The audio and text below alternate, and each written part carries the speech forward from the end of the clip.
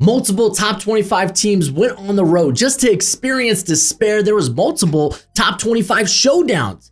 It was a great week of college football. And we're here to now rank it because we know the AP can't do it correctly. So we're going to do it. We're going to do the job. The AP won't. I had such a blast doing the top 25 rankings last week. I'm doing it this week. I'll probably wait for the year to play out a little bit more before I do it again. But special thanks to our friends over at Underdog Fantasy. More on them a little bit later. But let's first talk about the teams that I had just miss it. And of course, the teams that I had fallen out. As hey, North Texas, they're on a roll. They're 5-0. They get a big test this week. They're going to be taking on South Florida. That will be at home, though. USC, man, they're 4-1. They have a credible loss to Illinois. They're going to be at Michigan, or Michigan's headed over to them. So big chance to showcase what they got. Nebraska's also 4-1.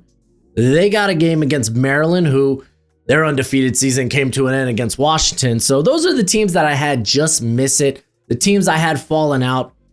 I heard you in the comments. I ranked Penn State based on, James Franklin. He's a great coach, in my opinion. He's not an elite coach. He wins the games he's supposed to. But when it comes to taking on the heavy hitters, he always falls short. That changed this weekend. I knew none of y'all liked Penn State being ranked. I think I had them 12-ish last week, and you were right. They end up laying an egg in Pasadena, so we're going to knock them off the list. Matter of fact, Texas, I had a comment that said, hey, you're just a Texas hater. And then they lost in the swamp. They're out of the top 25. Sorry, there's no room for two lost teams in my top 25. Iowa State's a bit unfortunate, and to be fair, if their top two corners weren't down with injury, I think they're down a wide receiver as well, then I probably still would have included them in my top 25 despite the loss. But it's hard to, and I try to do this based on resume and what they've done and not necessarily look ahead, but it's hard not to look ahead when they're so beat up right now. So I got them here. I got them here on the outside looking in right now. Mississippi State, it was good while it lasted. It was good while it lasted. They got blasted by A&M. And then Florida State, don't be fooled by the final score. That game wasn't competitive until the last few moments of the fourth quarter. Florida State, I still think they're a good team, and we're going to see them back in the top 25, just not this week. But let's go ahead, get into the actual top 25. Let's start with 21 through 25, and I will be referencing the AP rankings here. As you can see, they have Florida State. They have Iowa State. They have Notre Dame at 16. And I already said there's no room for two lost teams on my top 25. And I get it. They have very credible losses. But as the season plays out, I imagine if they win out, they're going to move back up into my top 25. They might move back into the top 15 and vie for the college football playoff. Just not right now. Not right now. I have UNLV. They're currently undefeated. They take on Air Force. I think they're going to railroad Air Force. Please give me a spread that is less than a touchdown, and I'm going to take it. I think they're probably going to win the Mountain West. Utah, man, they just missed out on my rankings last week. They're back here this week. They take on Arizona State. They'll get this one at home. That's substantial. Got them here at 24. 23 is South Florida. They're a one-loss team. You might be like, well, then why are they here over North Texas? Well, they have better wins, much better wins. Florida in the swamp, Boise State. Those are just better wins. I'm sorry. I'm sorry. Illinois. I would have them ranked higher if they didn't get demolished by Indiana. I know Indiana's a good team, but you lost by 50, 40 points. It's just embarrassing.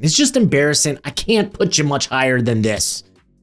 I do think they're a good team, though. Who do they have this week? Oh, Ohio State. At least it's at home. Let me let go, Joe in. Stay here, buddy.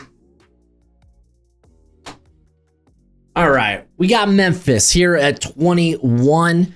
They're on bye. They're 6-0. I think they're, in my opinion, they're the favorites to win the AAC, the American Conference. They will get Tulane, who, hey, man, Tulane's a team that could sneak back into this top 25 as well, with their only loss being against Ole Miss, and they have wins against multiple Power 4 teams in Duke and Northwestern. But Memphis gets Tulane in Memphis. Memphis gets South Florida in Memphis. Matter of fact, do they face North Texas? Let's see. Memphis versus North Texas. We're doing it in real time. No, it doesn't look like they face each other this year, which that's fine. That's fine. Oh, no, yes, they do. And guess what? It's at home. Oh, no, that's basketball. Never mind. Irrelevant. All right. Before we move on to 20 and 19 and 18 and 17 and 16, I got to talk about our friends over at Underdog Fantasy. Thank you for sponsoring today's video. Hit me with that sick Gojo transition. If you download Underdog Fantasy, sign up using the promo code Broshmo. They will match that first deposit up to $1,000 dues, whether it's weekly best ball or higher or lower on player stats. They got it all for you. It's the football season. Get in on the action at Underdog Fantasy. If you do sign up, it's promo code Broshmo as always. Play responsibly and play within your means. At 20, I have Arizona State, so I'm not too far off when it comes to the AP. They have them at 21. Arizona State, big matchup this week. They go to Utah. We'll see if they're for real. Their one loss is against Mississippi State at Mississippi State, so not a bad loss. Cincinnati, welcome. Listen, we don't look at last week's rankings and be like, well, I had them pretty high. I can only move them down a couple of spots. No, we take last week's rankings, we crumple it up, we throw it in the trash, and we start anew. That's right. Based on what they've done thus far, I don't mind having a team that, hey, they were outside my top 25. Maybe I'll throw them here at 19. I don't mind that. I'd throw them in the top 15 if it warranted, but it's not warranted quite yet. But it was a good win against Iowa State. They controlled that game for the most part. Iowa State showed some good gumption by sticking in that game. And I do kind of regret not having them in my top 25. You let me know in the comments if that was the wrong move. BYU is undefeated. I have them at 18. The AP has them at 18. I don't know if I could trust them. They really haven't played anyone as of right now. And I think they're taking on Arizona. They're at Arizona. They're in Tucson next week. This week. That's honestly that's a good Arizona team. Don't sleep on that. But their schedule does ramp up. It gets significantly harder. We'll see if BYU is legit. I got Virginia at 17. The AP has them at 19. We're kind of, I guess, the same mind. They got to bye this week. And to be fair, Virginia, schedule is not terrible from here on out. It really, really isn't. They could be in the driver's seat to a shot at the ACC championship game. Just saying. And then Michigan, I have them at 16. The AP has them at 15. They were actually one of my biggest risers this week. And I'm not saying they looked impressive against Wisconsin. It's not a great Wisconsin team. But when you look at what they've done thus far, their one loss was a reasonably close game against Oklahoma in Norman. Yeah, no, I feel like them being this high is kind of warranted. They will take on USC at the Coliseum, so we'll see if they're legit or not. Let's move on to 15, because it's stinking Vandy, people. It's Vanderbilt. Why would I? Here, where's the AP got Vandy at? 20. Come on, they lost to Alabama in Tuscaloosa. That's insane. This is a good Vandy team. They don't have the wins of the SEC teams ahead of them. As you can see, 11 through 15 are all SEC. I just don't know how or where to rank them. So I'm just going to bundle them all up. And you tell me where I went wrong. How about that? Tennessee's here at 14. They're going to be taking on Arkansas, which, hey, maybe we get Petrino, Arkansas coming out with their teeth gritted and they play Tennessee tough. Or this is just kind of a bye week for Tennessee. We'll see. I had to put Georgia ahead of Tennessee because of the head-to-head. Georgia's one loss. Alabama, it's not a bad loss. So I'm going to keep them here at 13. You could argue that they deserve to be ahead of LSU. I saw that a ton in the comments last week. What has LSU done? Well, they beat Clemson at Clemson. Okay, that's not that impressive. Look what Clemson's done this year. Okay, that's a fair point, but they beat Florida in the Swamp. Well, Florida's not that good. Look at what they've done this year. Texas couldn't beat them in the Swamp. Just saying. Was it in the Swamp? No, I think that was in Death Valley, actually. So let me retract that prior statement. Regardless, their one loss wasn't at home. It was on the road. It was to a top 10 team, opposed to, well, in Athens against Alabama, who I have at 11. Alabama's legit. You might argue, hey, they deserve to be in the top 10. And I'd be like, well, everyone I have in the top 10 is undefeated. So, sorry. Alabama will get a chance to get into that top 10 by taking out Missouri. So, hey, I don't know why the AP hates Missouri, don't they? Where do they got Mizzou? 14. Yeah, Missouri's in my top 10. So, we are not of one mind when it comes to Missouri. Missouri's played really well this year, and I don't think they're going to get blown out at home, but I will say Alabama probably will be the favorite. And if that spread is under a touchdown, I probably take Alabama with the points. That's kind of where I'm at. But again, we're not basing this off predictions, but what teams have done. And if you're watching this, you probably love college football, which probably means you love the NFL draft. Well, I got news for you. If you didn't know, now you know. I got a draft guide. We love the NFL draft, and now my draft guide is available for purchase. It comes with over 500 player backgrounds and close to 300 player evals. It updates throughout the whole draft cycle. So when I add a new eval or I change my rankings, you're going to be the first to know. It's going to have all the pro day and combine numbers along with analytics, and it's a Google spreadsheet for right now. So you have to include your email with the purchase, but we will be switching over to a website at the end of the year. And if you get it now, it's going to be cheaper now than it will be later. It's a great way to support the channel. And as always, much appreciated, much obliged. Coming in at number 10 is the Ramblin' Wreck from Georgia Tech. They're undefeated. They have one of the easier paths to the ACC championship game. Honestly, the toughest team on their schedule remaining is Georgia, which is a non-conference game. So yeah, who do they have this week? Virginia Tech, who Wake Forest did just beat. And I know Georgia Tech played Wake Forest very, very close. But hey, what good teams don't have scares? I'm just going to put that out there. Missouri's here at 9. Missouri, I think, has played well this year. They had a good win against Kansas. They've just been, the offense has been so efficient. They have the best running back currently, I would say, in college football, or at least the most productive one. Am I a Beulah believer? Maybe not, but they get to prove something this week by taking on Alabama. It's at home. Let's see what they can do. Texas Tech here at number 8 for me. They're going to be taking on Kansas this week. I don't know if there's a team in the Big 12 better than Texas Tech. They're not just legitimate playoff contenders.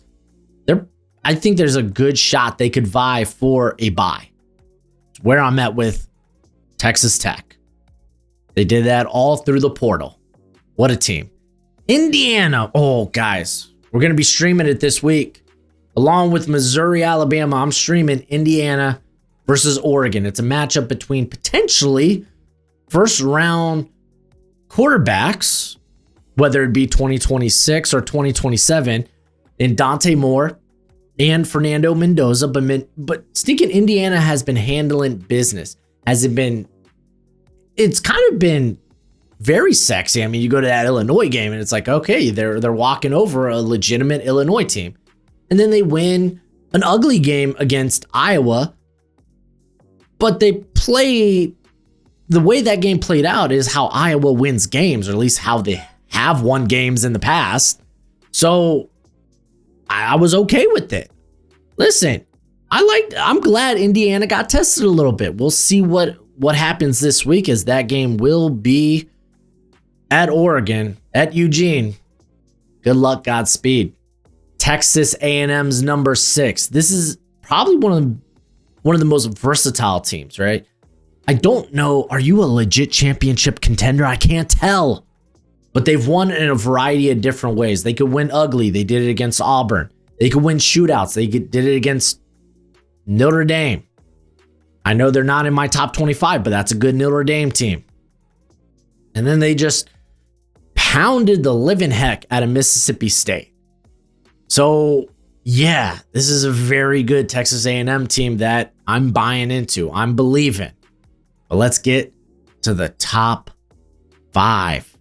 As I'm going to pop up Oklahoma here. Let's take a look at the AP, because I'm pretty sure we're like, okay, they have A&M at 5, and I think that's fair.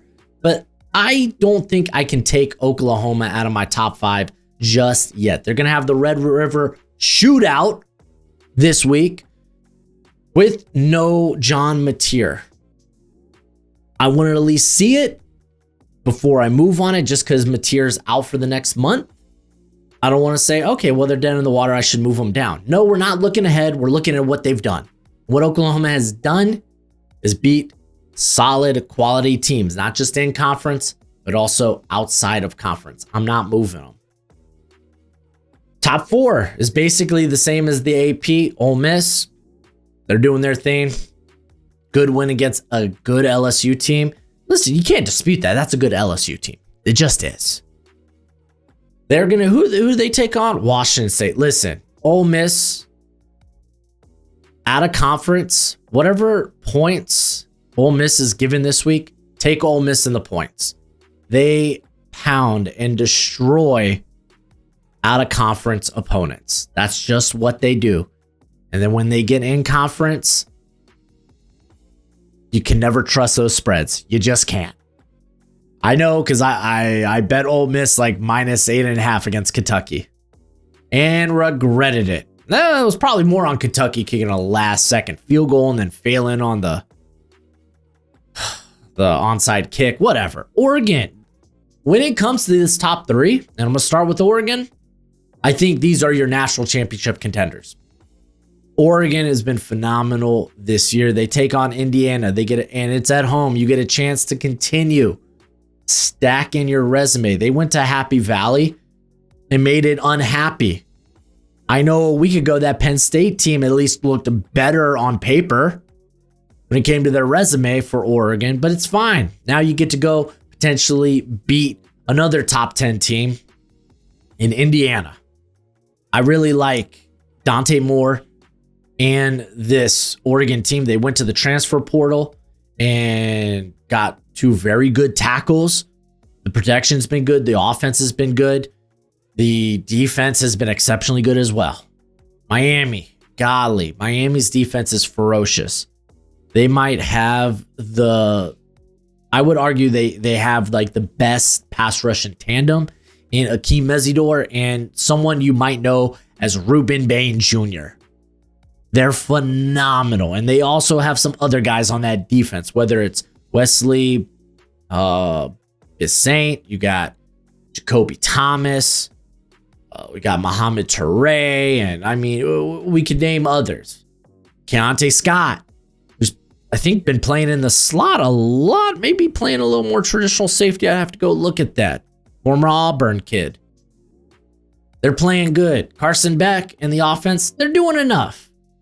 But I will say, there is a weakness, and it is when they take their foot off the pedal. Takes them a minute to just put on the gas a second time. Because, man, that offense, once they were like, no, okay, we're done. We're clocking out. This game's won against Florida State. Let's get out of Tallahassee. And then stinking Florida State came roaring back, and that offense couldn't really turn it back on. So that's my one fear with Miami and the Hurricanes. Ohio State's number one. They're utterly dominant. The offense doesn't have to do a whole lot, but they have the playmakers to do a whole lot. Defensively, they are probably, I would say, the best defense in college football. It is hard to get points against this defense. Just is. And it's made life very easy offensively. Julian's saying they're bringing him into this nice and slowly. They can coddle him a little bit because that defense is so good and the playmakers are so good for Ohio State. Of course, they are number one, and they're your reigning, defending, undisputed champions of college football. So yeah, I'm going to stick with them at one, despite being a Hurricanes fan. So looking at where me and the AP disagree, it's with, 2-loss Florida State. They're a good team. We're going to see them back in the top 25. It's not me just being a Miami Hurricanes fan. Maybe it's a little bit. They don't like Vandy. They don't like Missouri. I like those two teams. They have Notre Dame at 2. Sorry, I don't think at this point in the season, your top 25 should have a 2-loss squad. We're looking at resume. This is how we get in trouble at the end of the college football season. Because suddenly then people want to talk about resume. And instead, this whole year, they've been like, well, I thought they would be very good. So I'm going to move them back only a little bit and wait for them to get to be very good again. And then just kind of hold them in place and then inch them back up. No. Notre Dame, they went out. They do it in a sexy fashion. They'll be back in the running. Not right now, though. Not right now. But you go ahead. You let me know what you think in the comment section below. That's right. That's it for the video. Before you go, become a bro and subscribe. Leave this video a thumbs up if you enjoyed it. You may not agree with it, but I know you at least enjoyed it. Let me know what you think. I need to know. I am not perfect. I could be wrong. Let's have that discussion in the comment section. But as always, until next time, you be easy, my friends. Later.